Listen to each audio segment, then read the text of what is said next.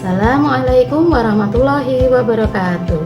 Selamat pagi teman-teman semua. Semoga hari ini kita selalu diberi kesehatan serta keberkahan dan kebahagiaan. Pada video kali ini, saya Ria Agustina dari Prodi PIAUD di AIMN Unmetro Lampung akan membahas tentang seputar dunia pendidikan anak usia dini. Untuk mengembangkan kemampuan anak usia dini, ada beberapa hal yang wajib kita perhatikan sebagai seorang pengajar.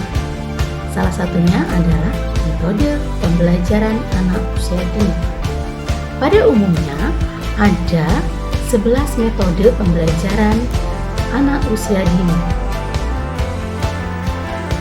Yang pertama ada metode bercerita, yang kedua ada metode bermain, yang ketiga ada metode tanya jawab, yang keempat ada metode proyek sederhana, yang kelima ada metode kelompok, yang keenam ada metode kelompok, yang ketujuh ada metode pemberian tugas, yang kedelapan ada metode demonstrasi, yang kesembilan ada metode beyond the cycle time, ada yang ke-10 ada metode circle the time, yang ke-11 ada metode presentasi dan cerita. Pada kesempatan kali ini kita akan membahas tentang metode bercerita. Pengertian dari bercerita menurut Hartono adalah penyampaian serangkaian peristiwa yang dialami oleh sang tokoh. Tokoh dalam cerita ini bisa berupa manusia, binatang, atau makhluk-makhluk lain, baik dari tokoh nyata atau tokoh-tokoh rekaan.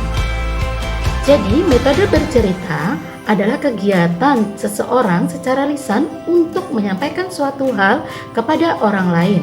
Hal tersebut dapat berupa informasi atau pesan, dongeng yang memiliki tujuan untuk menghibur. Bercerita dapat dilakukan dengan alat bantu ataupun tidak dengan alat bantu. Di dalam kelas, metode bercerita dapat diartikan sebagai kegiatan belajar mengajar dalam penyampaian pesan yang dilakukan secara lisan kepada si penerima pesan. Jadi, bercerita di dalam kelas tidak hanya guru yang bercerita, akan tetapi anak didik juga diberikan kesempatan untuk bercerita. Metode bercerita haruslah memperhatikan keutuhan dari isi cerita itu tadi dari awal sampai akhir. Guru juga harus merencanakan isi cerita yang disampaikan sehingga dapat menjadi cerita yang menarik, utuh, dan bermanfaat untuk anak. Tujuan dari metode bercerita secara khusus adalah untuk melatih anak mendengarkan cerita, memahami isi cerita, bertanya jawab seputar isi cerita, serta melatih anak menceritakan kembali cerita yang sudah didengarnya dengan bahasanya sendiri.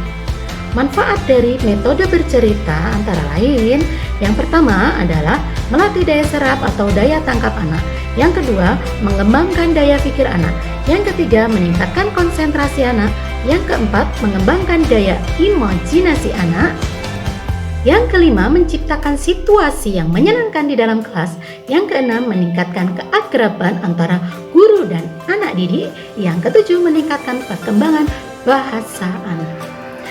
Adapun kelebihan dan kekurangan dalam metode bercerita. Kelebihannya dapat menjangkau jumlah anak yang banyak di dalam satu kelas. Waktu yang disediakan relatif dapat dimanfaatkan secara efektif dan efisien. Waktu pengaturan kelas lebih sederhana. Terus guru dapat menguasai kelas dengan lebih mudah, secara relatif tidak banyak mengeluarkan biaya apapun.